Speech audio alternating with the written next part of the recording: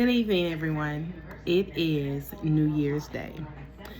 I was a bit hesitant about recording tonight simply because I have been going through a few things emotionally, in addition to preparing for this new year for my business with Resource Solutions and running the nonprofit. It has been a lot, and I was just like, okay, I work very well under peer pressure, but then I had to come to the realization that I haven't really grieved, and that as we're coming into the new year, I thought about all the people that I lost this year. My grandmother, a very close friend of mine.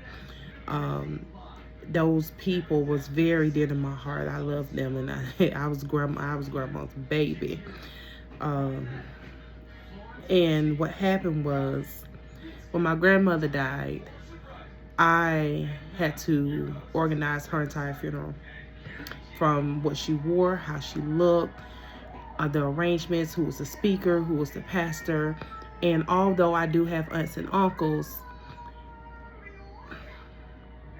they it doesn't make it any better. But this is what happened. My grandma had 10 children, only 5 are living. But even though, like I said, I have aunts and uncles, including my mother is still living, it was more so like, I really don't want to say this, but my childhood nickname is Pooh.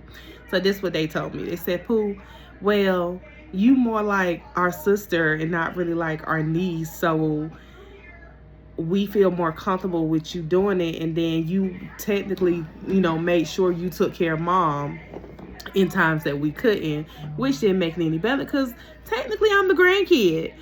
Nevertheless, one of my uncles, it was basically like him and I on a day-to-day task with grandma, and he was mentally checked out.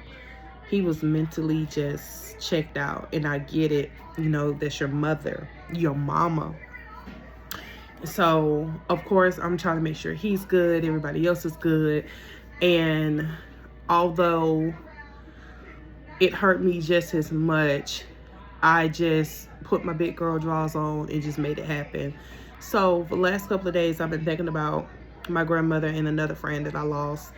Him and I have been friends for about 5 years, and he just turned 36 years old in March, and he passed in July, which was completely unexpected. So that put a damper in me because I was there. Like, the week I lost my grandmother, his health started to decline very rapidly. He got sick. He was going through so much stuff, and I was there from the beginning all the way up to the end to see his surprise. Was really a lot. And also still trying to be there for other people in spite of what I was going through, still trying to be a mom to my own children, still trying to manage my household, still trying to take care of my mother that's living and looking after everybody else. But I never truthfully, being real with myself, I never truthfully grieved the loss of them. Yes, I cried. I had my moments at night, but I know it's technically has not been a year since they have passed, but it's eating me up because I'm coming into a new year without them. I'm coming to a new year without having those words of encouragement they would give to me, or just a reminder how much they love me. That hurts. It really does. So I'm having this breakdown now because I'm just like, dang. The Bible tells us we don't know the day or the hour, but it's very important that we treat life preciously and we love people and let them know that we love them. And although they did, I make sure that even prior to that, but it really hurts when you lose somebody. I mean, that's what anybody, regardless of who you are or what relationship is. But just make sure that you take care of yourself, take care of each other. Life is very precious, and nothing is promised. Nothing is promised. I mean, God promised us 70 years, but at the end of the day, we can leave for tomorrow. Wake up this morning. But I thank God for allowing me to wake up into 2026 with my loved ones and my family, and allowing me to have this opportunity to speak. Y'all, it's the fireworks. Everybody else outside. I'm like, nope, Auntie gonna stay inside. and I wanted to take this time to do this. So walking into 2026, I want to go into Psalms 23. And it is David's confidence in God as his shepherd, okay? Because we're coming into this new year with confidence, okay? We are God's children. We need to know who we are and never forget who we are in Christ, okay? So, the Lord is my shepherd, I shall not want.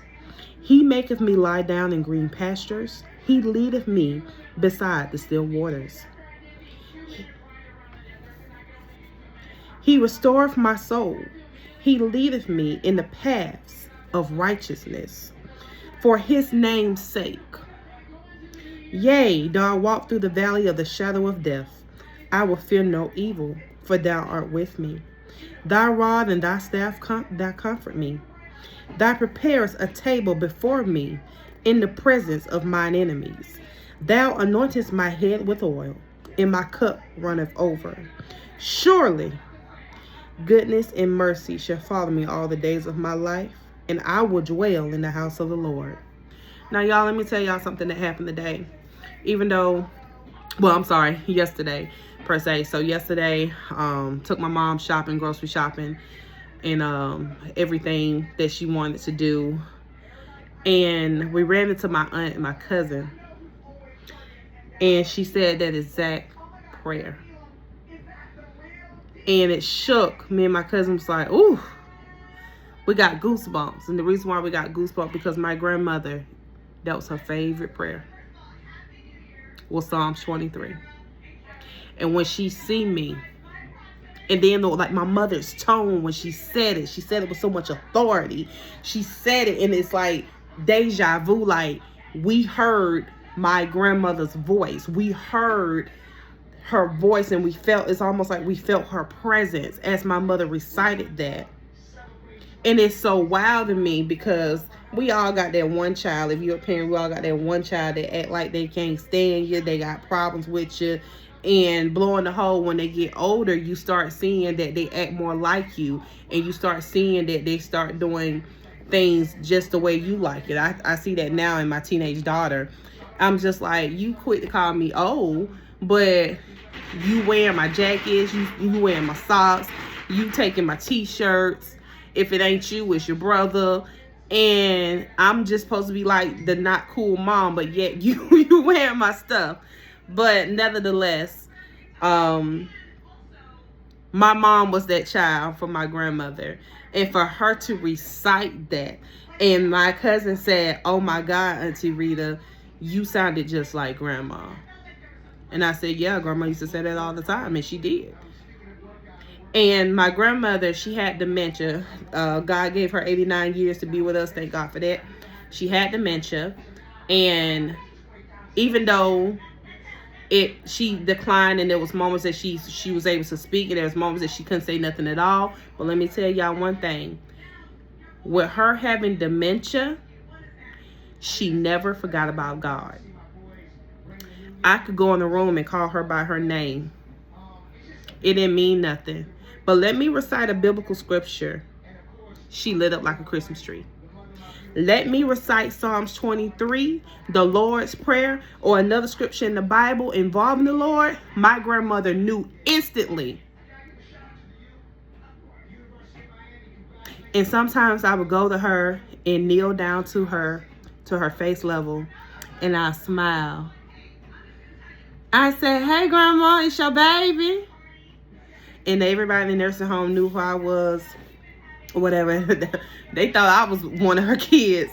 I was like, nah, I'm the grandkid, but at the end of the day, I'm going to make sure grandmama good, because she took care of all of us. Like I said, my grandma had 10 kids, so it's probably like 25 of us grandkids, and probably about the same amount of great-grandkids. So that's a lot of cousins that was at grandma's house on the daily and weekly summer basis, okay? And we rotate that thing out. So David's confidence in God as his shepherd is spoken on Psalms 23. When we take into this new year, don't make a resolution that you're not going to uphold. Just make a request, a prayer request, for God to help you with your desires. But don't forget to write it down and make it plain. And what I do, I write prayers. I put it in my Bible. I also pray over it. So everything that I want God to do for me, I have to keep praying about it. Sometimes I go back and read it and say it aloud. Sometimes I'd be like, oh, well, dang, God, you done accomplished all of this. But I thank you, because faith without work is dead. So I know I got some work to do. And I'm going to continue posting. I'm going to continue coaching and advising and sharing my true testimony. Another thing I want to share with you guys, because we speak about everything on this channel, you know, life, God, you know, business, taxes, finances, all that stuff. So I shared with my business partner. I said, hey, you know, I've been battling with my health, you know, last couple of days, and I said I've been real emotional. And I said, you know, admitted to her that, you know, what was going on with me mentally and emotionally about the grieving. She was like, because, you know, you buried yourself in work, so you really didn't grieve. You just kept busy. You didn't really let that sink in. I said, yeah, I know, but now it's really bothering me. But I was like, and I want to discuss something else with you. I said, I have a friend, somebody I consider a friend. I said, we've been closely connected since I was 18 years of age. With our kids and everything. I said, we've always kept contact, regardless if we lived in other states or, you know, we got married to somebody. I mean, regardless of what happened, we kind of kept contact. I said, but the last couple of years been kind of shaky. And she was like, what you mean? I said, the last couple of years, it's been more like, hey, let me reach out to you because I need you type thing, but not no real connection. Like, hey girl, how you doing? How you been? You know, let's go take a drink. You know, is there something I can help you with? How are the kids doing? It was never that interaction. So she had texted me and said, hey, how much would you charge me to give me a letter of employment saying that you hired me December the 12th at $400 a week? I didn't respond to the message because, one, I was super busy trying to get stuff in place for the company, and two, I've been staying up pretty late, like 2 or 3 o'clock in the morning. That's very abnormal for me. Like, I normally probably go to bed around about 10, but the extra time I've been putting in, my body is showing like, hey girl, you need to sit down. Hey girl, you need to get some rest. Now, mind you, during tax season, I do typically stay up that late, but only during that season. So this is, even though it's tax season now, but I typically don't do it till like later in the season. So, and then I'm getting older. That's the reality. I'm also getting older, so my body is changing. So I can't, you know, deal with that. And I haven't got proper sleep either. So I was like, well, I didn't respond because of XYZ. I just couldn't. But then later on that night, about 10 or 11 o'clock, I got a call. And last night, I was like, even my daughter was like, Mom, you're forgetting stuff. You're overlooking stuff. You need to go to bed. So I listened to my daughter and shut down and took a shower, went to bed. It had to be like 10 or 11 o'clock or whatever. And I said, you know what, I'll stay in today. At least try to sleep a little longer. So then I was like, but the thing is, I felt like, considering we ain't talked in months, I don't know what you got going on. Now, don't get me wrong. I have helped people like that before with their situation because of, you know, they needed it for whatever reason. I have helped people like that before. But this walk I'm going with God, I want to be honest. I want to feel free with my integrity, knowing that I'm doing the right thing and knowing that I'm not going to mess up anything. So to say that, I was like, I just felt like a conversation should have been had. Like, hey, how you doing? This is what I got going on. I need your help. How can you help me? Or whatever. But that did not happen. So what I did was, being that I have changed so much with my company, when you go to my website, you see all the announcements of my employees, my staff. We do an official announcement. We do official introduction. We do bios. Like we make it known who we are. So one thing I will say, anybody that I have helped like that, in that perspective, it did not work out for them because it wasn't honest. It whatever they was trying to get, manipulate the system, it did not work out because it wasn't done in an honest manner. So I had to explain to her. I said, hey, I do apologize. I missed your call. However, when it comes to that, I will not be able to assist because because I still don't know why, whatever the situation may have been, the way that my company is structured, if they was to do research on my company, they see my current employees. They will see the announcements. They will see, who everybody is, and they're able to book with my employees individually. So if they were to do their research and see that you're not on the website, there was no official announcement of your employment with the company from that date, and there's other stuff, being posted, it's going to come back and bite you. And also the fact that I do work in financial services, I don't know what you're doing with that letter of employment. And you're not even thinking about me working in financial services that can affect me in any way. So I was like, I apologize, but I will not be able to assist because it's dishonest. And then two, had you done your homework on my company, you would see that that's not going to work. That's not going to work. So then my partner was like, she said, oh, thanks, happy on your new ventures, or something like that. And my partner was like, see, she didn't even care to ask you how you was doing. She didn't even care to see how you and the kids were, if you needed help with anything. But that was it. And I was like, you know what? You're right. Then I explained the last other couple of interactions we've had where she did have a discussion with me about coming to work for me or whatever. So I was like, sure, you're my friend. I know you got experience in this industry. Whatever you need to do to help you make money for you and your child, by all means.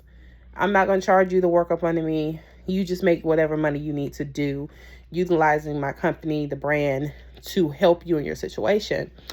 So she did it for a little while. And when I say for a little while, for a very little while. But what happened was she recruited like 3 people that she knew to do taxes for. And then she called me. She's like, oh, I'm going through this. I don't want to do this, and I don't want to do their tax and stuff. I'm like, yo, why did you get their stuff, for one? And when she was like, oh, well, I'll send you the information so you can do it. No. You don't just put nobody personal information on another person. These people don't know me. They know you. Yes, I'm the owner, but when it comes to people and their finances, they don't play, okay? They want somebody they can trust. They want somebody that they know. And it was not right. So I'm like, no, just go ahead and finish it. Do what you need to do, because you made a promise to them that you was going to service them. You made a commitment, gather their information and all that good stuff. And it's your responsibility. Did she do it? And matter of fact, let me backtrack. I also recall having a conversation with her, explaining to her that I'm tired of people taking advantage of me and utilizing and wasting my time when it comes to this business, because it's my livelihood. Like this is the real deal. I expressed it. I vented to her. And mind you, this is prior to me having employees. I've been running my company for 8 years by myself. It's just prior to me having staff. So I have vented to her, and you turn around and do the exact same thing I just vented to you about. Like, I said nothing. What I said didn't matter. So when I told her that, I was like, you know what? You right. I'm a resource to people, to certain people, I will say. That I'm only good enough to be communicated with when you need me. I'm only good enough for a conversation when you could get something out of me. And that's not the only one, but I'm glad it happened on 12/31/2025, so I could move forward. And I'm learning. I call so many people friends when really they didn't deserve the title and they should just be associates, but that's okay. I'm learning, I'm developing, I'm increasing my knowledge with God. I'm increasing my knowledge with people. And I understand that everybody is not for me, but I don't love them any less. I'm going to keep praying for them. I'm going to continue to wish them well because that's what I'm supposed to do.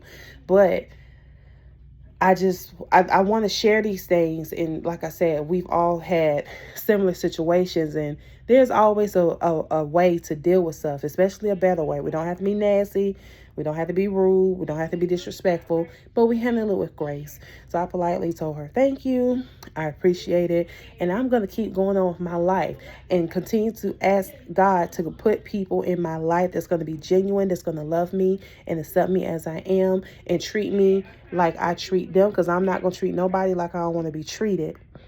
I'm going to treat you with love, respect. And if I'm not going to do right by you, I'm sure not going to do wrong by you.